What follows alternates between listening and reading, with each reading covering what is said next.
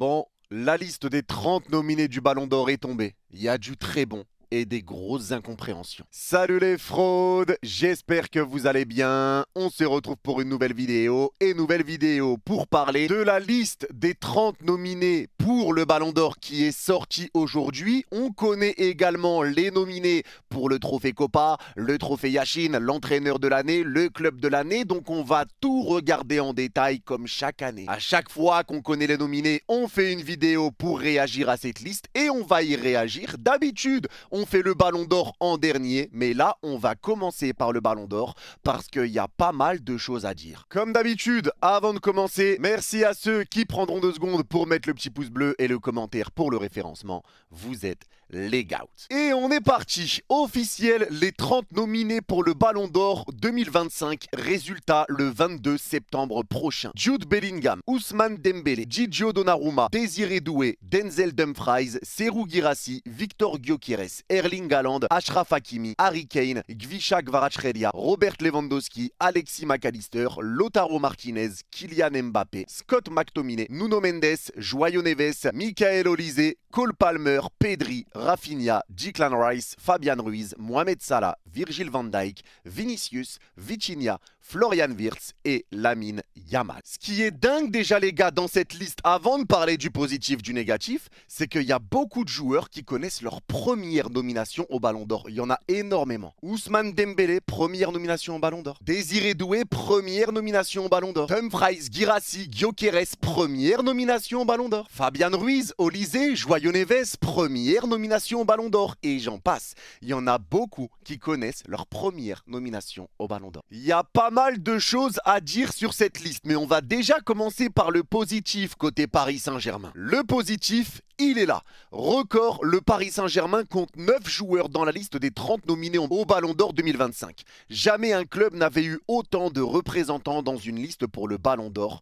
Et les 9 joueurs, c'est Donnarumma, Hakimi, Mendes, Vitinha, Neves, Fabian Ruiz, Désiré Doué, Dembélé et Gvar. 9 représentants, c'est un record. Le record avant était détenu par le Real en 2018 avec 8 représentants. Donc ça prouve encore une fois la saison historique qu'on a vécue, la saison historique qu'a fait le Paris Saint-Germain. 9 représentants, record absolu. Jamais un club n'a eu autant de joueurs représentés dans un Ballon d'Or. C'est énorme. Maintenant que ça c'est dit, le problème, c'est que pour moi, il y aurait dû y en avoir plus. On se rend compte que côté parisien, il n'y a pas Barcola, il n'y a pas Pacho, il n'y a pas Marquinhos. Et là, les gars, moi, je suis désolé, mais il mérite d'y être. Et je vais déjà commencer par Pacho. Parce que quand tu regardes cette liste du Ballon d'Or, tu te rends compte d'une chose. Il n'y a qu'un seul défenseur central qui est nominé parmi les 30 du Ballon d'Or. Et qui plus est, même pas le meilleur sur la saison. Parce que pour moi, s'il y avait un défenseur central à mettre, c'était Pacho. Mais ça prouve à quel point cette cérémonie récompense surtout les offensifs et récompense surtout les noms et la carrière. Parce que ne pas mettre Pacho, je suis désolé, mais c'est un scandale. Un seul pauvre défenseur central parmi les 30 nominés, un seul, et tu ne mets pas Pacho. Pacho qui a remporté 4 trophées sur 5 possibles. Sur le 5e qui est perdu, Pacho est suspendu. Il ne joue même pas la finale qui est perdue contre Chelsea. Il arrive au Paris Saint-Germain, il n'a jamais disputé la Ligue des Champions. Pour la première Ligue des Champions qu'il joue, il remporte la Ligue des Champions et la première dans l'histoire du PSG. Il termine cette Ligue des Champions en prenant aucun carton. On peut même dire que les 2 défenseurs centraux qui ont été élus dans le 11 type de l'année en LDC, Bastoni, Marquinhos, ne sont pas représentés. Marquinhos qui a été élu meilleur défenseur de Ligue 1 avec Pacho également pendant les trophées UNFP sur le 11 type, ne sont pas représentés. Moi, c'est des choses que je comprends pas et Pacho mériterait d'y être. Oui, il y a 9 joueurs représentés pour le PSG, mais je suis dégoûté pour Pacho. Après tout ce qu'il a fait, le bien qu'il nous a fait, l'importance qu'il a eu pour qu'on remporte cette Ligue des Champions, Pacho n'est pas là. Et je suis désolé, mais Pacho aurait dû être dans cette liste. T'enlèves qui tu veux, mais Pacho aurait dû être dans cette liste. Alors il y en a peut-être qui vont se dire ouais, mais c'est peut-être pour pas mettre tous les joueurs du PSG. Bah déjà, il y en a 9, mais à un moment donné, si c'est mérité, ils doivent y être. On s'en fout qu'il y en ait 11, 12, 13, 14. 14, 16. Si c'est mérité, c'est mérité. On s'en fout du nombre. Si c'est mérité, c'est mérité. Et je suis désolé, Pacho mérite d'y être. Avant qu'on parle de Barcola, faut quand même qu'on parle aussi de pas mal d'absents. Moi, si pour vous, dans la liste que je vais vous donner, il y a des joueurs que vous auriez mis dans le top 30, mais il n'y a pas Barcola, Pacho, Bastoni, Di Marco, Jules Koundé, Barella, Julian Alvarez, Saliba, Gravenberch. Bref, il y a beaucoup de joueurs qui sont pas nominés, mais après, il y a 30 places. Donc encore une fois, c'est logique. Mais dites-moi si parmi ces noms, il y en a que vous auriez. Maintenant, Barcola. Barcola qui n'est pas nominé dans cette liste de 30. Et certains disent oui, mais c'est parce que Barcola, il a été sur le banc, tu comprends. Mais à un moment donné, Barcola remporte lui aussi 4 trophées sur 5. Il termine la saison avec 41 goals assists. Il y a eu une rotation offensive au PSG, c'est normal, ça arrive et il y en a besoin. Mais tu ne peux pas me dire là clairement que Barcola ne mérite pas d'y être parce que c'est faux. Et je le répète encore une fois, mais pour moi, il y a des joueurs qui sont dans cette liste par rapport à leur nom, par rapport à leur renommée, par rapport à leur carrière. Et c'est pas réellement les meilleurs joueurs de la saison. De toute façon, on sait que cette cérémonie du Ballon d'Or, même si on aime parce que ça ramène de la hype, etc., c'est plus que c'était. Les règles, elles changent en fonction des années, en fonction des joueurs, tout ça, on sait que le Ballon d'Or, c'est devenu un peu spécial. Maintenant, moi, j'avoue que ces absences, je les comprends pas. Je les comprends pas. Pacho, Barcola, Marquinhos qui a été élu lui aussi dans le 11 type de l'année en Ligue 1 et en Ligue des Champions.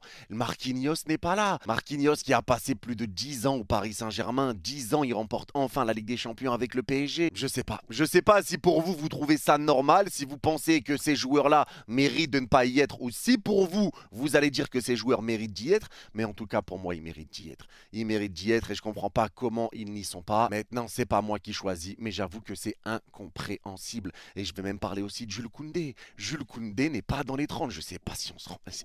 Je sais pas si on se rend compte. C'est une folie. C'est une folie. Il n'y a qu'un défenseur central dans les 30. Moi, c'est ça qui me choque. C'est ça qui me choque. Et c'est là la preuve que le Ballon d'Or en a rien à foutre des défenseurs centraux. Ils n'en ont rien à foutre. Un seul central sur les 30. Un seul. Waouh. Waouh. Franchement, je suis dégoûté pour Marquinhos, pour Pacho, pour Barcola. Je suis dégoûté pour eux, mais on est content pour les 9 joueurs qui sont nominés. Et maintenant, on verra qui va aller le chercher. J'espère que ça sera Ousmane Dembélé ou Achraf Hakimi, les deux le méritent. Mais bon, on le sait, hein, parce qu'on sait qu'il y a une propagande Dembélé, il y en a qui propagandent Hakimi. Mais s'il y a quelqu'un qui le gagne côté PSG, ça sera Dembélé. Ça sera Dembélé, c'est clair et net. Mais pour moi, encore une fois, sur cette liste du Ballon d'Or, et là on va parler surtout du top 5, allez peut-être top 10, il y a énormément de joueurs qui peuvent le mériter. Mais pour moi, il y a des joueurs qui le méritent plus que d'autres. Dembélé, Hakimi, pour moi, le méritent plus que les autres. Il y a d'autres joueurs qui peuvent le mériter. Un Rafinha peut le mériter, un Lamine Yamal peut le mériter, mais moins que Ousmane Dembélé, moins que Achraf Hakimi. Ça, c'est mon avis. C'est mon avis et ça ne concerne que moi. On peut même parler de Vitinha, mais ça ne concerne que moi. Certes, il y a beaucoup de joueurs qui peuvent le mériter, mais certains plus que d'autres. Et les raisons, on les a déjà évoquées. Vous le savez, il n'y a pas besoin de les rappeler encore une fois. Donc pour moi, clairement, le Ballon d'Or doit être parisien. Il doit être parisien. C'est tout. Non mais vraiment, je suis vraiment sur le cul de l'absence de Pacho. Je suis vraiment choqué. Parce que si je dois en parler que d'un, à la limite, c'est Pacho. Même si je mets Barcola de côté, Marquinhos de côté, Pacho pas dedans. Waouh! Mais c'est des malades, c'est des malades. C'est à se demander vraiment s'ils regardent les matchs, s'ils voient l'importance des joueurs. Waouh! C'est incompréhensible. Incompréhensible.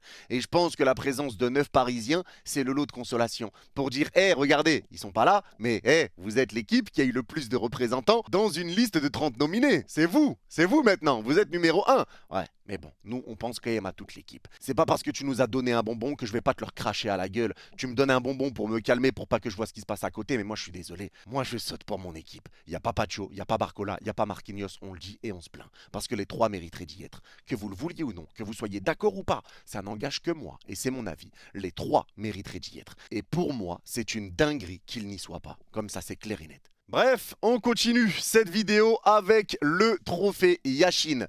Officiel, nominé pour le trophée Yashin 2025, meilleur gardien de l'année. Alisson, Bounou, Lucas Chevalier, Gigio Donnarumma, David Raya, Thibaut Courtois, Yann Sommer, Emiliano Martinez, Yann Oblak et Mats Hummels.